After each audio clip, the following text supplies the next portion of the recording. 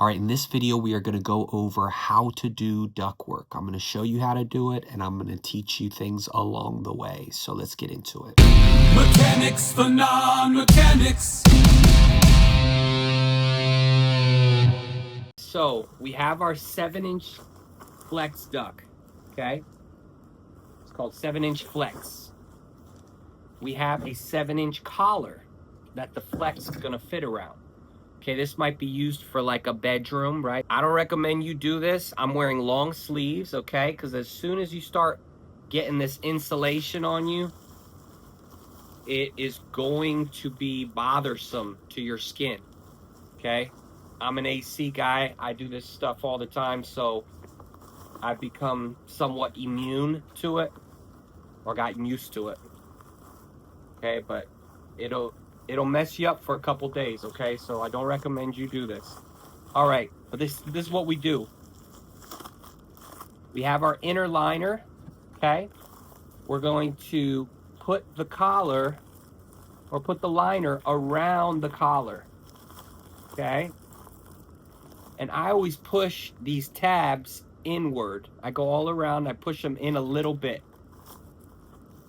because we're gonna eventually pull them out. But whatever we're going into, we don't want to be held up by these, so we push these things in a little bit, these tabs in a little bit. All right, so here we are. So these little metal bands or coils around the inner liner, I usually get about 2 of them up toward the top. Okay, not just one, I'll get 2. Okay, then I will take a tie wrap, industrial tie wrap, and we'll close it, okay? Get it close, kind of get it close to the top, but not fully at the top. And again, push up on that coil, because you want to make sure that coil is at the very top. And the tie wrap's going to be just under it. Make sure nothing gets under it. You don't want the insulation under the tie wrap. You don't want, certainly, the reflective outside of the duct to get under the tie wrap. Okay, so we tighten it. If this video has been helpful for you so far, please subscribe and hit the bell for notifications. It helps us reach a larger audience with these helpful videos. Let's get back into it. And then we take this, they call it a cable tie tensioning tool, or a cable tie gun, okay? And we are going to put it the opposite way. You see this this tie wrap has these little lines on it. It's the opposite side of that, and this going down, okay? And then we're gonna tighten, let loose, tighten until it's not really gonna go anymore without breaking the metal, okay? And then you hit this right there, and that cuts the tie wrap. So right now, we would be all set to put this baby inside of a distribution box. So that is how you put a collar on your duct the proper way. Now we're gonna put that duct in something, okay? Now this is called a triangle distribution box, okay? I don't know if there's other names for it, but it's a distribution box because it distributes air, okay? But it's in the shape of a triangle, kind of, you know? And so what we're gonna do, I'm gonna cut a hole with my hole cutter. Okay, we're gonna learn a lot of tools. I'm gonna cut a hole in one side, and then I'm gonna cut another hole in the other side. And all of these things right now that I'm doing are freestanding, so they're easy to access. But when you're up in the attic, of course, it's much more difficult. This box would be attached. I wouldn't be sitting in a comfortable chair. I'd be hovering over 2 trusses right now, okay? So, but just to show you the concepts. All right, so let's look at this hole cutter, okay? So it has a razor blade on one side tucked in there. So I'm gonna loosen one side of it and pull out, okay, the razor blade. Very dangerous, okay? Be careful with this. or don't even mess with it unless you're a trained AC tech. All right, we're gonna put it right here and then tighten that down, okay? The other side, we have these numbers. Okay, I don't know if you can see that, but this says 5, 4, 6. Okay, we're gonna go up to 7. Okay, so we loosen this side and we move it out a little bit to 7. This is gonna give us a 7-inch hole. Okay, so if you can see that, that says 7 right there. Okay, and so the diameter, well, right here, the radius would be 3.5 inches, right? Because 3.5 is half of 7. Okay, so we have our box. This is where the duct is going into, okay? One side of the duct, one side of the box is gonna be our trunk, right? So say we have like a 10-inch trunk duct. That's attached to the air handler. That's feeding the air. And then this one, this 7-inch, is going to go to one of our bedrooms. So it's going to go on the other side. So it'll sit in the attic like this, okay? And it'll have a 10-inch coming up here from this side. And it'll have maybe a 7-inch going to one bedroom. And then it'll have a 7-inch going to another bedroom, okay? So we're going to go ahead and cut the 7-inch. So we'll stick it in the middle for this example. But sometimes there's reasons you would want to bring it a little closer or a little farther. But we're just going to go straight in the middle for this example, okay? So this point sticks into this duct board, okay? This whole thing is made of duct board, okay? 1.5 inches probably. 1.5 inches thick. So here we go. So now you'll have the point going through and you'll have the razor blade going through. Okay. And then we're going to turn it clockwise. Okay. Because that's the direction of the blade. Okay. And it's nice and easy. Gives you a perfect 7-inch hole. Okay. But it's only going to give you about a 1/2 inch deep. So now you have to take your duct knife and finish the job. All right, this is my duct knife. It's a cool Rambo looking knife here. And so be careful with this. So I'm just gonna basically keep the blade straight and you're gonna cut through the entirety of that circle. Okay, you really only need 1.5 inches thick, 1.5 inches long, but okay. And then you're just going to kind of pop it open. Boop. Okay, we're not quite there. Something's holding it up. One sec. Okay, I think we're ready for boop. There it is, boop. Okay, so now we've just created a 7-inch perfect hole that collar is going to go inside.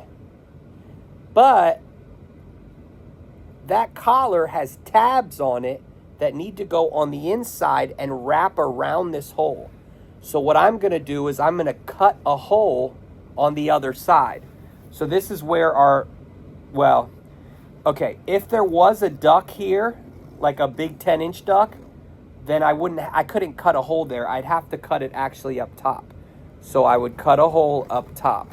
However, I think it'll be more instructional to show you from this big area. So we are going to cut a hole here. We're going to cut a box here. So it's going to be a little window, okay, for you to see. And we're cutting it at an angle. You see my knife is at an angle. So that way we'll be able to put it back when we're done. Now I'm cutting this way. Again, it's at an angle, okay? Then I'm going to cut the other side at an angle.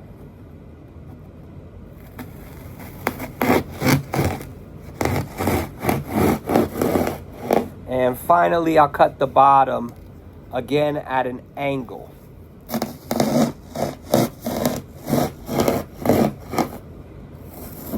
And this is all ductboard, all itchy stuff. So, not fun to get on your skin. All right, so now I have this window. We cut a hole and we cut a window. So whenever I want to put this back, whenever I finish putting the duct in, I use spray glue and I just put it, it'll fit right back in there because I cut at an angle. So I'm gonna keep that open for now. So we have our collar is gonna go inside, but what you wanna do is pull up the insulation, okay? So we want the insulation all the way to this lip, all around here. We don't want this thing to sweat onto our ceiling. All right, I'm editing this and realizing that I never said anything about why you want the duct to not sweat. So if the insulation is not pulled up to the top, if there's any spots where the insulation is not fully covering that inside liner, then you have basically the same situation as a cold glass on a hot day, right? You put a cold glass on the counter on a hot day, what is it going to do? It's going to sweat. It's going to condense. Water's going to fall onto the counter. It's the same with that duct. If there's any areas on that inner liner where the insulation is not around it, then that'll be like a cold, it'll be a cold duct, okay, in a hot environment in the attic. And so wherever there's no insulation around that inner liner, that thing is going to sweat and it's going to drip down. Now, possibly the reflective material will catch it, but if there's any little holes or breaks in that reflective material, it's going to drip onto your ceiling, and then you're going to have water going onto your ceiling. Okay, so that's why that's important. Let's get back into it. So we want the insulation pulled all the way up. Okay, all the way around, right? And then we want this liner to go over, but we don't want the insulation to go over that lip. Okay, so this is one of the things you have to juggle when you're in the attic. We want this reflective material to go over so that we can tuck it inside of the ductboard, okay? But we don't want the insulation to go up over that lip, or it's going to be too fat to go inside of the circle, because remember, the circle is set for 7 inches. And so that insulation is thick. This is not thick, so it can go inside. So we have our distribution box, our triangle distribution box. Okay, so we are going to get the reflective material inside and the collar inside without getting the insulation inside. Now I'm pulling from the other side that reflective material through, okay? I'm going all the way around. I'm pulling it through. All right, so there's the other side of our duct, and I'm pulling this reflective material through. I don't want insulation getting pulled through, and the tabs are through, okay? Now, I'm gonna push this thing, so there's the duct is right here, and then that metal collar's right here. The end of the metal collar piece is gonna be where I push this in, okay? You're gonna use that as leverage to push this duct in, okay? Okay, so then I'm gonna, with my right hand, I'm pushing, making sure everything is nice and tight, okay? Because you only have about, I don't know, a 1/2 inch tab to use. So we have all around reflective material, okay, pulled through. And now we're gonna push it real tight and start to use these tabs to bend the tabs in because we want this thing to be secure. Okay? So we'll bend maybe a few on the top. Then we'll do maybe a few on the bottom, or you can go all the way around. Whatever's easier up there in the attic when you're hunched over and your knees are shaking and it's hot and you got insulation on you, you know. So anyway, you go around and you basically fold those tabs over the reflective material, okay? You don't want too much reflective material, or you can get, when it's blowing air, it'll blow, it'll make that sound. So you want those tabs to push down on the reflective material as much as possible. So let's take a look at this. So that is what it will look like on the other side, something similar to that, okay? You have the tabs bent up. Now this is the right way to do it, okay? Some people don't pull the reflective material through. They just put the collar in and then they'll tape the reflective material onto the duct board.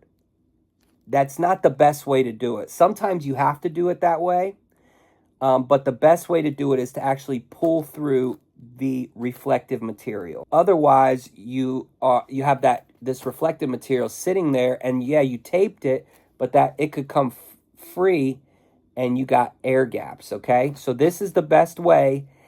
And then you want to add a layer of mastic around here, okay?